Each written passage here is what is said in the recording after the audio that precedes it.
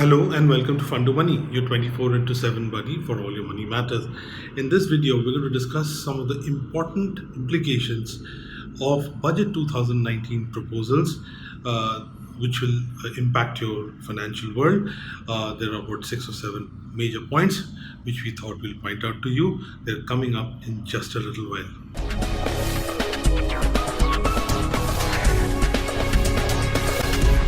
Welcome back. Welcome to Fund to Money, your 24 into 7 buddy for all your money matters.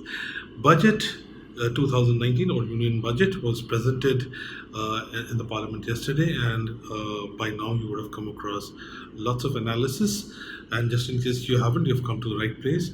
We're going to just give you a quick snapshot of our analysis on some of the most important proposals that will impact your money, starting with some of the proposals that will impact you immediately. So let's get started. The first part is one of the things that people were expecting was some kind of enhanced tax deduction. That didn't happen, but the good news is that there were no fresh taxes that have been imposed, no tinkering with tax slabs or tax rates, right? Now, of course, there's a mild tinkering that has happened for those in the higher income slab. For those earning between 2 to 5 crores, there is an increase of 3% in the surcharge, and those above 5 crores, it's the increase amounts to about 7% increase. So that's not impacting most of the Indians. So that's broadly net. That's good news.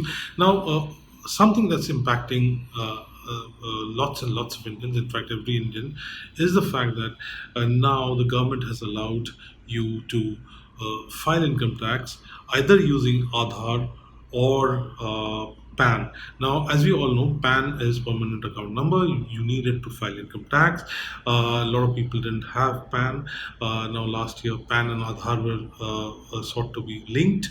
Now, the government says that you can use Aadhaar if you don't have PAN. And what's more, this is not just for filing income tax. For any other financial transaction, you can use either of them interchangeably.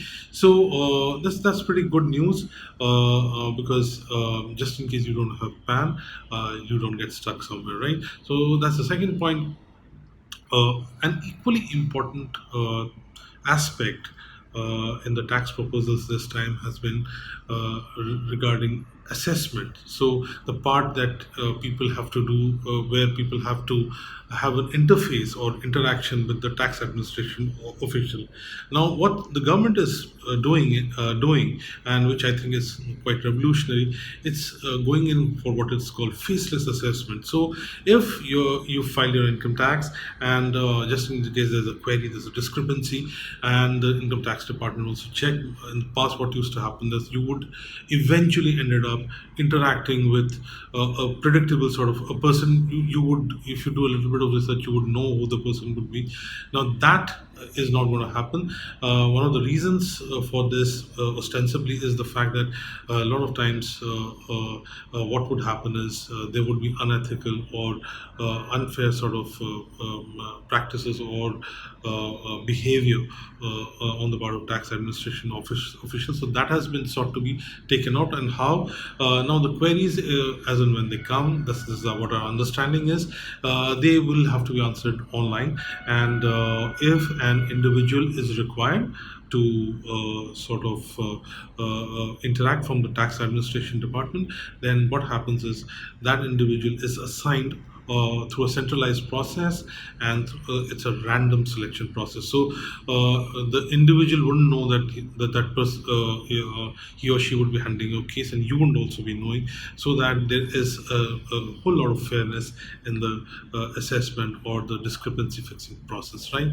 So and these are the four major things that are impacting that we think that are impacting you immediately. Of course, there are items that have gone more expensive or become cheaper. We are not covering that here. Some of the other things that we think worth pointing out, they're slightly long term in nature, is the announcement of CPSE ETF. Now, CPSE is Central Public Sector Undertaking or Enterprise, and ETF is Exchange Traded Fund. Now, if you've been following our channel, we've done videos on CPSE ETF. You can check them out. Now, they have been around for some time, and they are part of government's disinvestment process. And what basically has happened is, CPSE ETFs have been used to encourage retail participation in government's disinvestment process, where public sector enterprises, their shares are being sold off away from the government, and public has been invited. Now, CPSE ETF, as we all know, like all ETFs, there's an index that is created for these public sector enterprises, and the ETFs actually collect money from people like you and me and invest in the same proportion as the index. So CPSE ETF is there. Now, CPSE ETF was there in the past. So what's the difference in the budget 2019 proposal? The difference is this, that it's being sought to be given tax reductions, much like equity-linked savings schemes. You'll get to know about the details as and when these issues come in.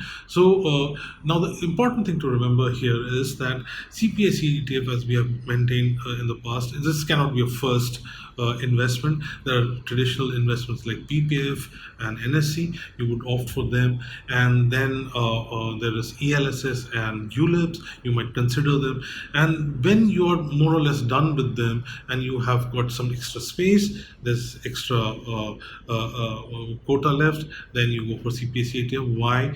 Because they are slightly high risk investments. Remember, they're investing only in a select set of public sector enterprises, right? So that's one of the long term things. Now, CPSE ETF, when you have an investment portfolio, you can introduce them. So whether you're doing it for a child's higher education or retirement, you can introduce this investment in those investment portfolios. But this won't be the first sort of investment that you'll do to save tax, right? So the next bit, that which is a continuation of an announcement that has happened. It's a proposal where it was announced some months back that the lump sum amount, the maturity amount, which you get at age 60 for National Pension System or NPS, has been made tax free. Now, what it does is that it makes the whole investment alternative, which is NPS, which is basically for retirement savings, it makes it more attractive. Now, important thing to remember is 40% of your savings per force have to get converted into regular income by buying annuities. That remains taxable. So that is the remaining part that needs to be fixed. If you're going to have regular retirement income, for the retired guys obviously need a lower amount of taxability, so that needs to become tax free for NPS to really become exciting. But even then, right now, NPS does become exciting simply because it's been the lump sum, the 60% of it has been made tax free. So it becomes at par with some of the life insurance kind of products where the maturity is again tax free under Section 1010D.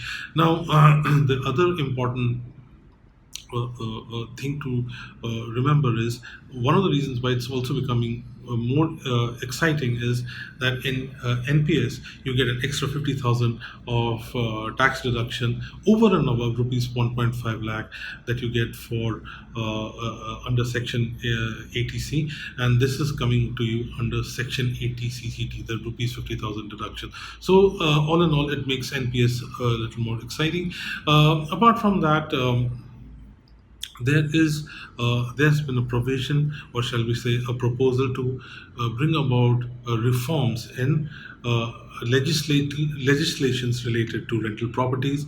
Now, that is a very, very good move, because typically people have been buying properties and they look at it as a long-term capital gains kind of investment.